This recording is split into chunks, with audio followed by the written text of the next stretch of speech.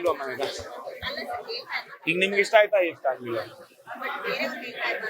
ಒಳ್ಳೆ ಕಂಟೆಂಟ್ ಮಾಡಿದ್ರೆ ಡಿಫ್ರೆಂಟ್ ಏನಾದ್ರೂ ಒಂದು ಬೇರೆ ತರದ್ದು ರೆಗ್ಯುಲರ್ ಆಕ್ಷನ್ ಅದೇ ಮಾಡಿದ್ರೆ ಈಗ ವಿನೋದ್ ಪ್ರಭಾಕರ್ ಓಕೆ ನನ್ಗೆ ಆಕ್ಷನ್ ಚೆನ್ನಾಗಿ ಬರುತ್ತೆ ಅಂತೇಳಿ ನಾನು ಮಾಡ್ಲಿಲ್ಲ. ಆಕ್ಷನ್ ಜೊತೆ ಆ ಟ್ರಂಪ್ ಕಾರ್ಡ್ ಅಭಿಮಾನಿಗಳು ಇಷ್ಟಪಡಬೇಕು. ಆ ಇಷ್ಟಪಡೋದ್ ಜೊತೆಲಿ ನಾವು ಬೇರೆ ಇನ್ನೊಂದ್ ಸ್ವಲ್ಪ ಆಕ್ಟಿಂಗ್ ಅಲ್ಲಾಗ್ಲಿ ಅಥವಾ ಬೇರೆ ಎಲ್ಲಾ ವರ್ಗದಲ್ಲಾಗ್ಲಿ ನಾವು ಅವ್ರಿಗೆ ತೃಪ್ತಿ ಪಡಿಸ್ಬೇಕು ಅಂತಾನೆ ಸಿನಿಮಾಗಳು ಮಾಡ್ತಿರೋದು. ಬೇರೆ ಏನಾಗಿ ಇದು ಮಾದೇವ ಆಯ್ತು, ನನ್ಗೆ ಅಕಾಸುರ ಬರ್ತಿದೆ ಅದು ಬೇರೆ ತರದ್ದು, ನೆಲ್ಸನ್ ಮತ್ತೆ ಬೇರೆ ತರದೇ ಒಂದ್ ಕತೆ, ಬಲರಾಮ ಮಾಡ್ತಿದ್ದೀನಿ, ಎಲ್ಲ ಬೇರೆ ಬೇರೆ ತರದ ಕತೆಗಳು ಹುಡುಕ್ತಿದ್ದೀನಿ ನಾನು.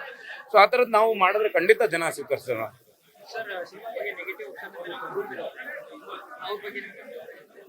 ಸರ್ ಕನ್ನಡ ಸಿನಿಮಾ ಸರ್, ನಮ್ಮ ಮನೆ ಬಗ್ಗೆ ನಾವೇ ಕೆಟ್ಟದಾಗ ಮಾತಾಡಬಾರ್ದು ಸರ್, ಅದೊಂದೇ ಸರ್.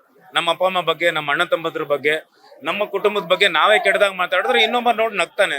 ಅದಕ್ಕೆ ಹೊರಗಡೆ ಇರೋರೆಲ್ಲ ಬಂದು ಇಲ್ಲಿ ಆಳ್ತಿರೋದು. ನಾವು ಬಂದು ಕರೆಕ್ಟ್ ಆಗಿರ್ಬೇಕು, ಎಲ್ಲ ಅಣ್ಣ ತಮ್ಮದ್ರು ಒಟ್ಟಿಗೆ ಇದ್ಕೊಂಡು ಅವ್ರು ನಾವೇ ಕರೆಕ್ಟಾಗಿ ಮಾತಾಡಬಾರ್ದು ಸರ್. ನಾವು ಏನ್ ಮಾಡ್ಬೇಕು ಅಂದ್ರೆ ನನ್ನ ತಮ್ಮನ ಬಗ್ಗೆ ಅಥವಾ ನನ್ನ ತಂಗಿ ಬಗ್ಗೆ, ನಮ್ಮ ಅಮ್ಮನ ಬಗ್ಗೆ ನಾನು ಯಾವತ್ತೂ ಕೆಟ್ಟದಾಗ ಮಾತಾಡಲ್ಲ.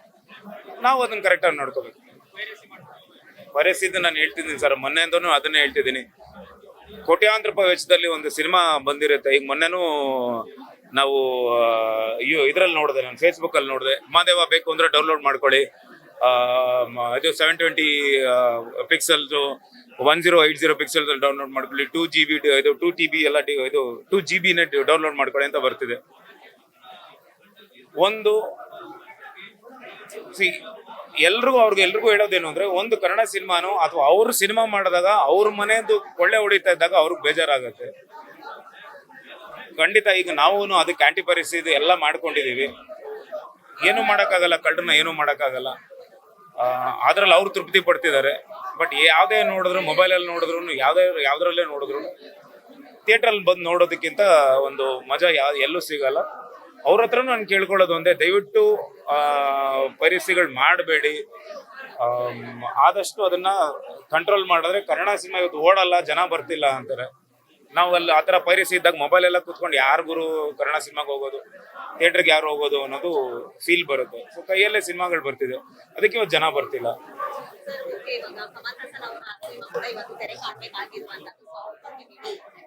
ನಾನು ಲಾಸ್ಟ್ ಟೈಮೇ ಮಾತಾಡಿದ್ದೀನಮ್ಮ, ಕನ್ನಡದ ಬಗ್ಗೆ ಆಗ್ಲಿ ಕರ್ನಾಟಕದ ಬಗ್ಗೆ ಆಗ್ಲಿ ಯಾರು ಬಂದು ಇಲ್ಲಿ ಮಾತಾಡಬಾರ್ದು. ಇಲ್ಲ ಇದ್ದಾರೆ ನಮ್ಮ ವಿನೋದ್ ಗೌಡರು, ಕನ್ನಡ ಪರ ಸಂಘಟನೆ ಹೋರಾಟಗಾರರು.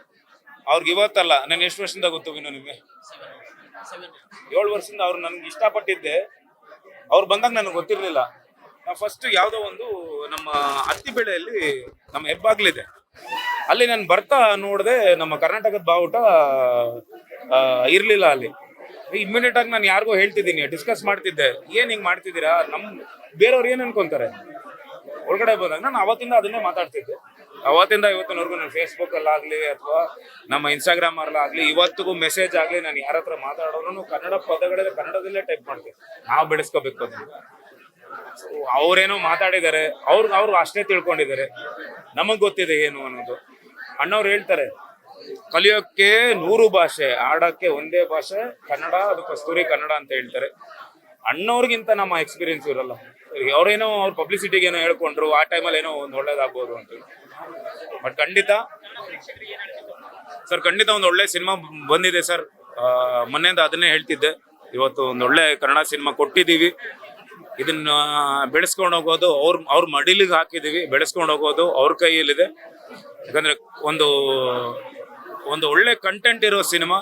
ಸೊ ದಯವಿಟ್ಟು ಬಂದು ಚಿತ್ರಮಂದಿರಗಳಲ್ಲಿ ಈ ಸಿನಿಮಾ ನೋಡಿ ನಿಮ್ಮ ಫ್ಯಾಮಿಲಿನ ಕರ್ಕೊಂಡ್ಬನ್ನಿ. ತುಂಬಾ ದಿನಗಳ ನಂತರ ಆಕ್ಷನ್ ಆಗ್ಲಿ ಫ್ಯಾಮಿಲಿ ಆಗ್ಲಿ ಎಲ್ಲ ಬ್ಲೆಂಡ್ ಆಗಿರೋಂಥ ಒಂದು ಸಿನಿಮಾ ಇದು. ಎಲ್ಲೂ ಬೋರ್ ಆಗಲ್ಲ ನಿಮ್ಗೆ. ಖಂಡಿತ ತುಂಬಾ ಖುಷಿ ಪಡ್ತೀರಾ ಈ ಸಿನಿಮಾ ನೋಡಿ. ಹೊರಗಡೆ ಬಂದಾಗ ಎಲ್ಲೋ ಒಂದ್ ಕಡೆ ಒಂದು ಹೆವಿ ಹಾರ್ಟ್ ಇರುತ್ತೆ, ಒಂಥರ ಒಂದು ಫೀಲ್ ಇರುತ್ತೆ. ಆ ಫೀಲ್ ಅಲ್ಲಿ ಹೊರಗಡೆ ಬರ್ತೀರಾ ಅಂತ ಕೇಳಿ. ಖಂಡಿತಮ್ಮ, ಇಲ್ಲ ನಾನು ಯಾವಾಗ್ಲೂ ಮಾತಾಡ್ತಿರ್ತೀನಿ. ಖಂಡಿತ ಸಿನಿಮಾ ತೋರಿಸ್ತೀನಿ. ಅವರು ಡೆವಿಲ್ ಇದ್ರಲ್ಲಿ ಶೂಟಿಂಗ್ ಎಲ್ಲ ಇದ್ದಾರೆ, ಖಂಡಿತ ತೋರಿಸ್ತೀನಿ ಸಿನಿಮಾ. ಮಾತಾಡ್ತೀವಿ, ನಾನು ಹೇಳ್ಕೊಳಲ್ಲ,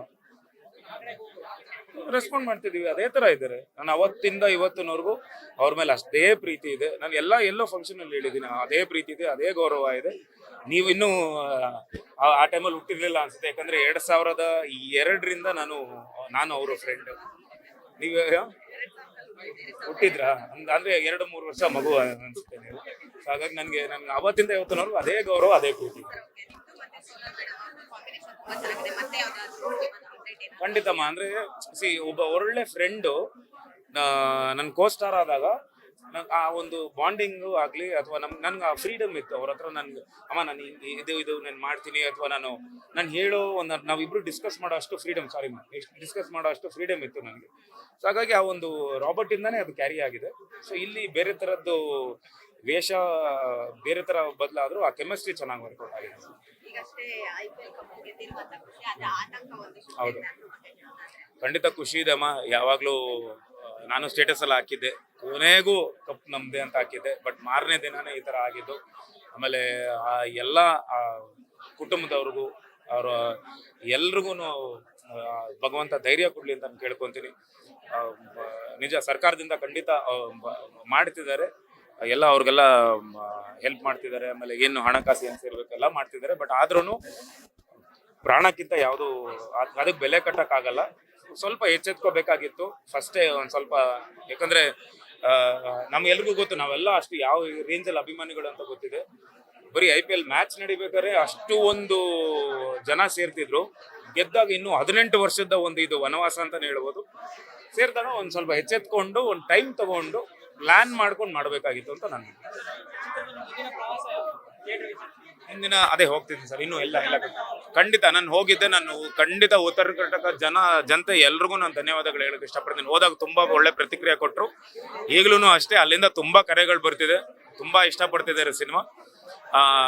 ನೋಡ್ತೀನಿ ಸರ್, ಇಲ್ಲೆಲ್ಲ ಬೆಂಗಳೂರು ಮುಗಿಸ್ಕೊಂಡು ಉತ್ತರ ಕರ್ನಾಟಕ. ಧನ್ಯವಾದಗಳು. Thank you.